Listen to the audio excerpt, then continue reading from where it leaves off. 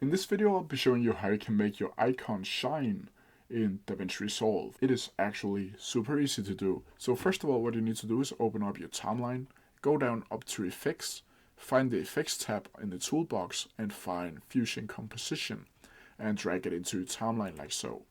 When you have done that, you need to click on the Fusion Composition and go down to the Fusion tab. When you're down here, you need to go onto Media Out 1 and just drag it to the side for now. Then you need to find your icon that you want to make shine. And I want this BMW icon to shine. So to make it shine, you really just need to click CTRL SPACE and click in Glow. And you need to find the Glow GLO and click Add.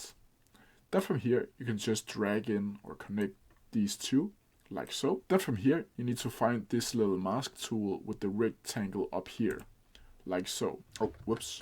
You need to select the glow one and put a mask on that instead. Then from here, you need to click on the rectangle one and go up to Inspector and go with the width and change it to 0.102. On the height, you need to change to 1.3, like so. On the angle down here, you need to select -45, like